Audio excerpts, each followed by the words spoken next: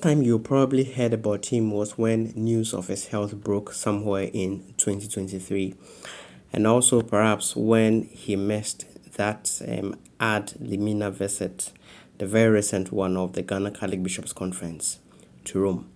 In this very first episode of Spotlight on Catholic Trends, I am paying a visit to the Bishop of Jasikan Diocese, Most Reverend Gabriel Ababio Mante, to find out from him what exactly he has been up to and also get to know more about the Diocese of Jasikan. Come with me. Good morning, my Lord. Good morning, welcome. Thank you. From Accra? Yes, please. Okay. Good to see you. Trends, Yes. Nice to see you. Have you been following Catholic Trends? Yes, not every day, but somehow regularly. Especially when you cover some events in Accra or other places. I follow it. Sometimes to the end of the event you are covering. And I must say, generally, I find them very interesting. Good to know. The reason we are here is simple. We are not hearing a lot about Jasikan Diocese. What's happening? So we decided to come and then see what we have here in Jasikan Diocese. But my Lord, we'll begin with a brief history. Let's just get to know about the diocese. Yeah, the diocese itself, if we are talking about taking it from the perspective of its foundational erection, actually the actual date of the erection of the diocese is 19th December 1994. No, but a lot of things happen in Rome, but they don't come into the public domain until after some time. So, somewhere in, what was it? February, I was not in the country. I was studying in America, and precisely at Marquette University. So I think it was about the 25th of February, 1995. And then, I was called by the nuncio in Washington that I've been appointed bishop. So after a little bit of hesitation, I accepted. And why were you hesitating? No, please give me the credit that in the early 80s I was Bishop Rodono's secretary, and I observed very closely the difficulties he was going through, and dealing with the whole diocese. It was then the whole Volta region from Anyanwi. You may not know Anyanwi. Anyanwi is right on the Volta Delta, on the Volta region, up to Damanko. And at that time, until recently, Volta region was the longest region. Good network, road network, but poor in its condition. We had to reach many places. And I saw all those things, his travels around and everything, some difficulties with lay people, disagreements. I saw all. And I thought I was not carved out by God for that kind of job. No. So he himself even teased me in July 1995, because when I went for the first studies and I came back, I was teaching Pedu. Some of the seminarians, oh, Father, you could be a bishop. I said, on my dead body. The bishop didn't say, why?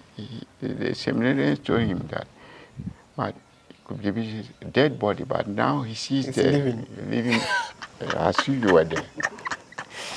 You see? So, in short, it is not easy to be a bishop. So when you see us in our flowing castles, and we see and the people are rejoicing, we know what is in the heart. What we wear, our skull cap, we know what is going underneath it. But for many of us, and maybe the majority of us, the point is, if we cannot compare what we go through with the suffering and the kind of death Jesus went through. So we go along, despite all struggles, we carry on with our work as far as our strength and other supporting resources will allow us. My daughter, the last time we heard about you was when you were not too well and you had to miss the ad limina visit in Rome. We are happy to know and to experience that you are doing very well. Is it okay? We want to share with us?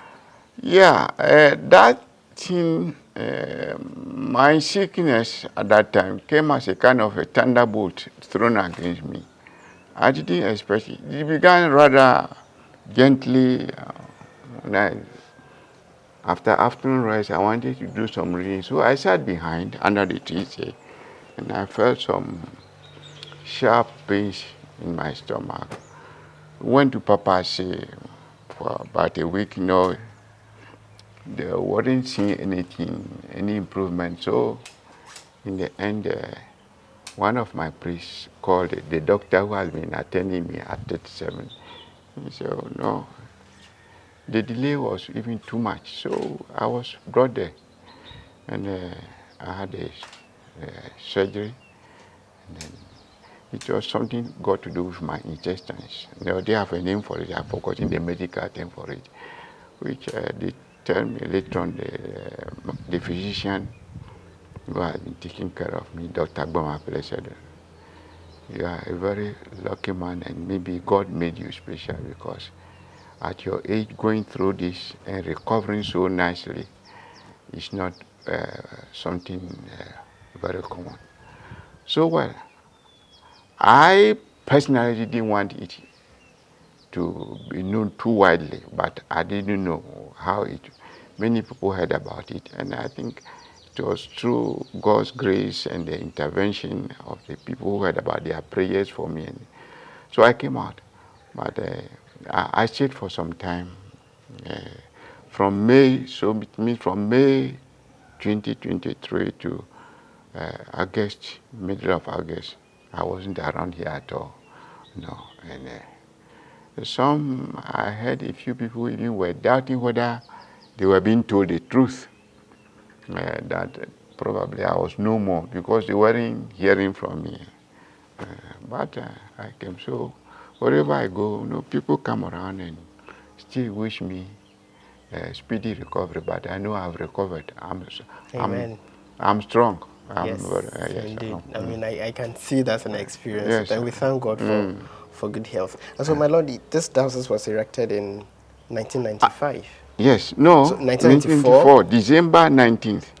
If you go to the official records, right, and the paper bull, both my appointment and as bishop and as election of that happened in Rome, in the Vatican on 19th December 1994. right. But then it was announced on 17th of March 1995. Right. And the ordination was scheduled for the solemnity of the Pentecost 1995, which took place at the Black Star Square. Right. 5 of us. Yeah. You maybe, I don't know how old you were then.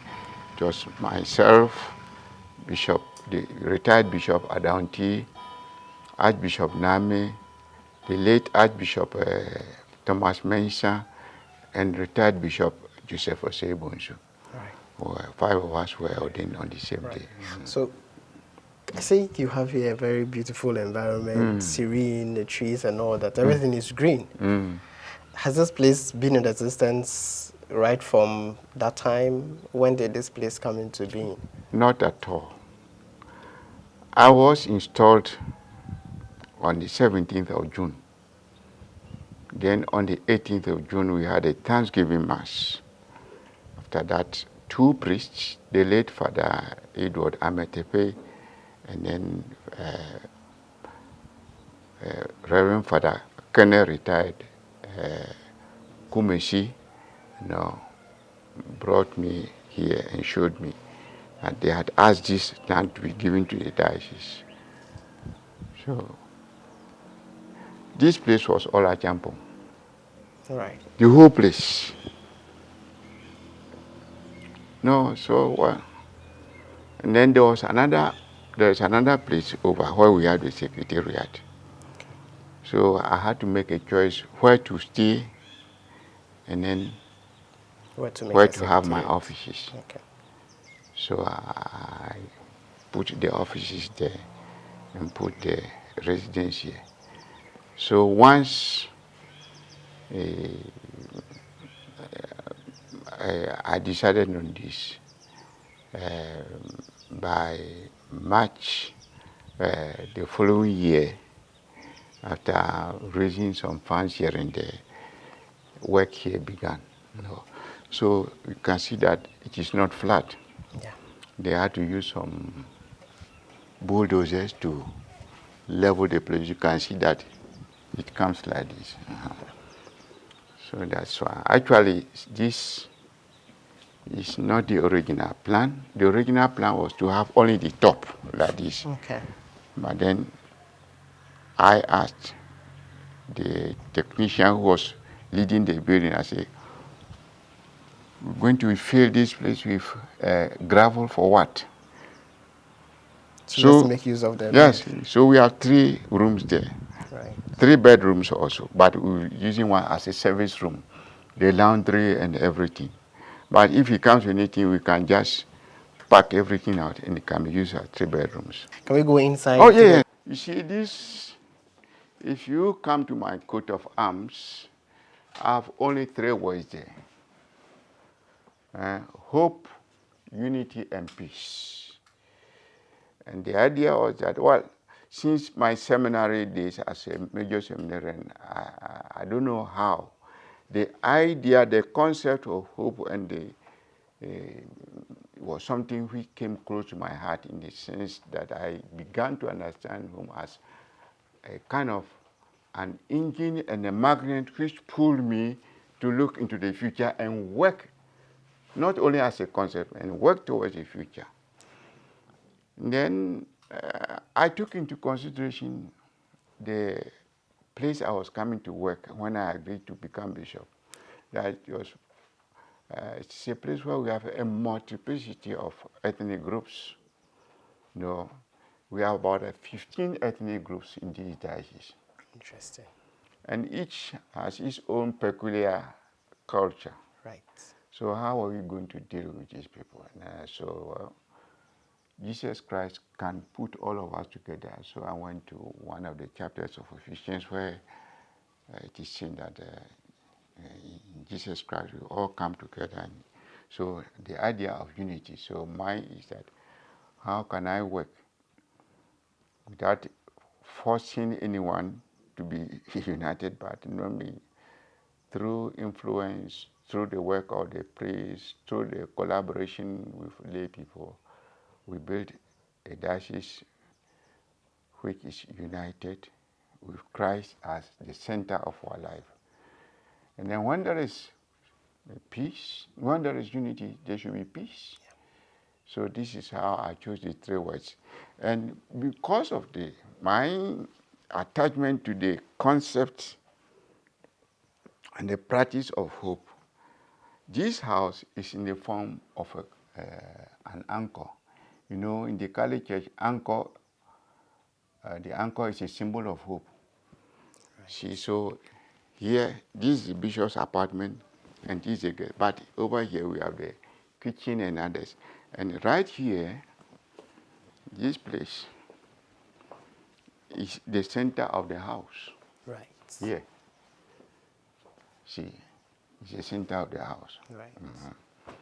So, then this place, it should be obvious to you that it's a sitting room.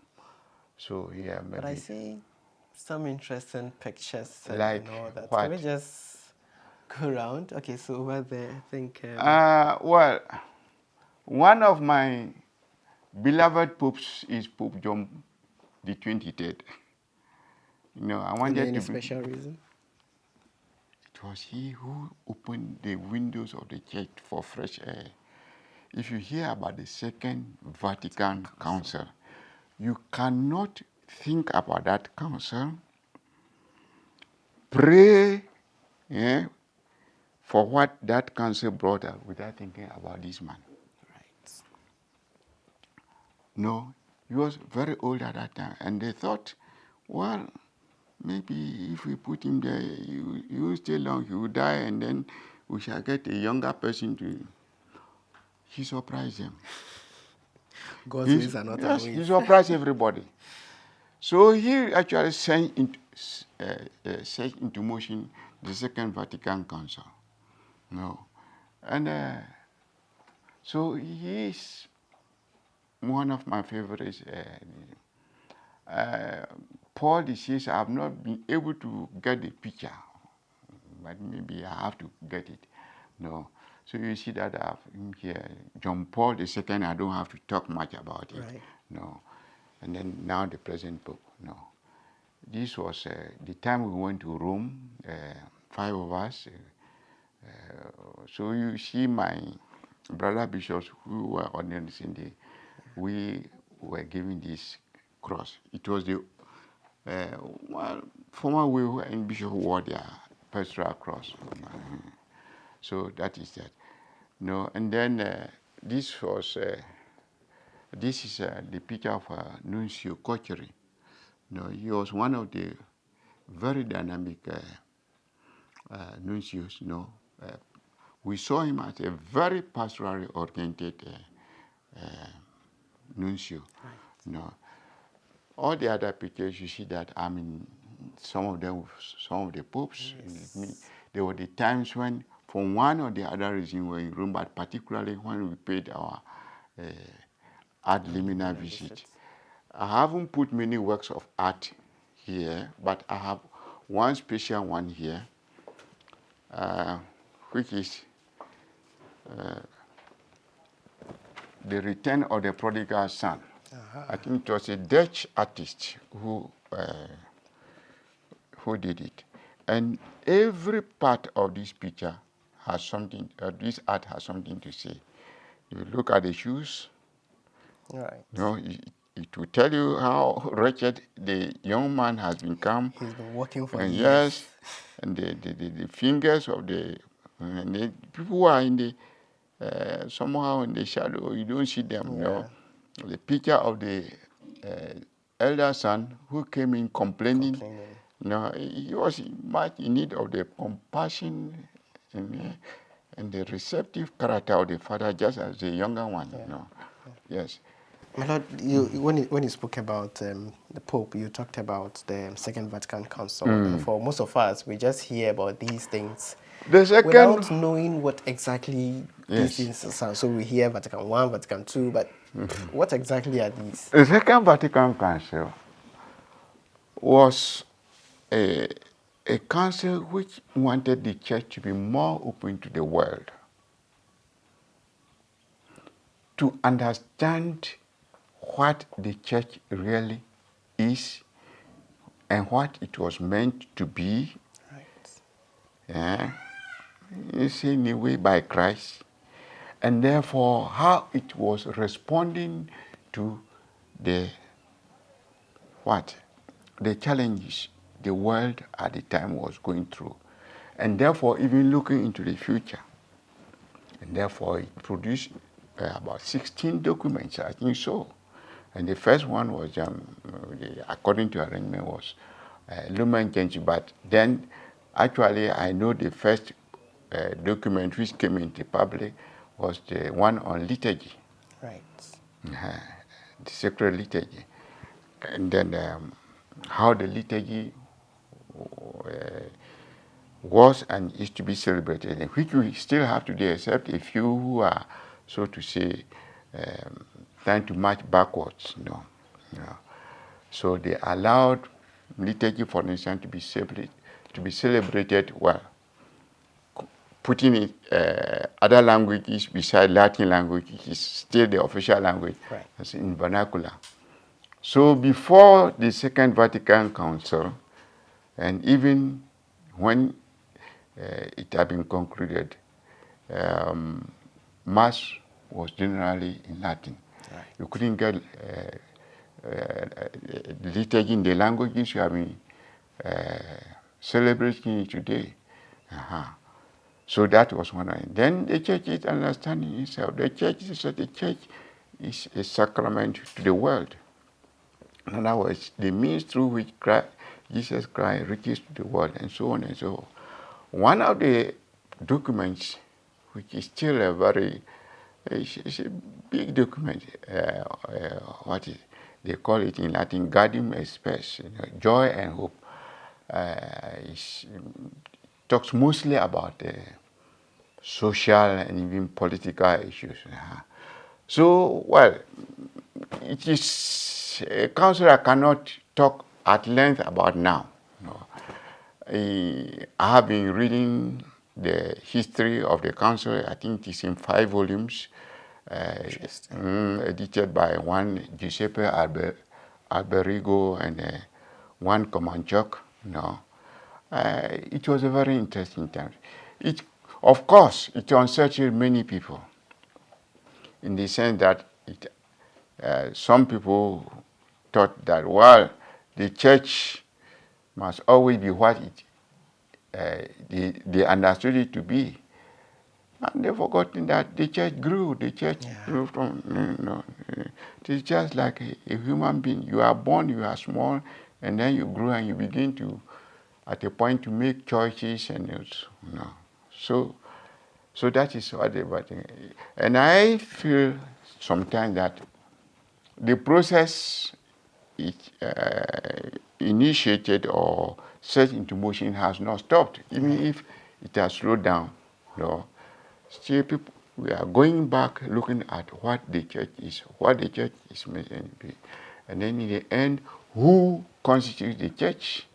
So the idea of the people of God, and even that one, this idea of the people of God should not necessarily be limited to only members of the church. Right. Do I get the impression that what we had at the time is what is being continued in the form of synodality? No. Synodality is more a question of maybe opening the church more up to this. But then for decisions in particular to be taken at the lower levels. Right. It is in no way trying to say we don't want to deal with hierarchy. We don't want. No. But then go to the people, talk with the people, let them understand what it means to be a Catholic, what it means to be a Christian, and then so on and so forth. Right. That is it.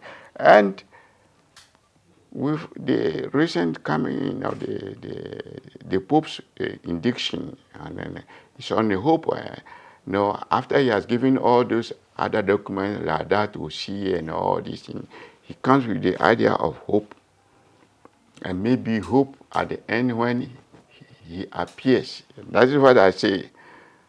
He appears to be ending his life with and for the church. So that is that.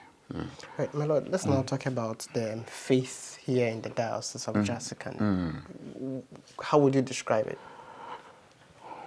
Was it different from the faith you find in other dioceses? I don't think so. The faith is quite vibrant. And you can see this, that people are still attached. Those who want to remain in the church are still attached to their faith as they were brought up as young children to learn about the church, to learn about some of the doctrines, both at catechism level and post-baptismal level. So the faith is equally strong. But I wish it could be stronger than it is now. For that matter, a few years into my life and work as a bishop, I changed my way of going for confirmation, for instance. I don't go for confirmation in a parish. See, in the morning I arrive there at 9 o'clock. Then by 3 o'clock, 4 o'clock, I'm returning to base or going to another parish. No. I introduced the idea of encounter with the candidates, their parents, and if you have a school there, the teachers who are Catholics, the catechists. And then we begin with sharing of the Word of God, which I ask the candidates themselves to read and then tell me. I tell them, now today, I am your people. You are the teachers. Tell me what you understand by this. And I think with that, we do it. I arrive on Thursday afternoon, read on Friday, Saturday. Then Sunday, we have the Mass and the confirmation. But then we do not limit ourselves only to the sharing of the Word of God. Okay. By Saturday afternoon, we come to other issues like education, the way they find the world in which they are living now, something like drug abuse, and all these things, relationship. Yes, we discuss all those issues. And the first time I did it, I was very, very, very surprised to see the breadth and the depth of knowledge which the young ones had. To the point that, when I began it, and even now when I go to it, I say, whatever any child may say in this meeting or in this encounter remains here. If I will hear any parent go to scold the child or punish the child because the child had come to say something which was happening in the house and which is in like how that parent will have it. Similarly, the teachers. Right. They talked about how they related to one another in the school, how they related to the teachers, and so on and so forth. So this is what I've been doing so far. This year I haven't been for any. I must say, since I recovered from my illness, I haven't been to any parish yet for this. But this is what I've been doing. And I've gone around doing that. I've done 3 rounds already to all the parishes.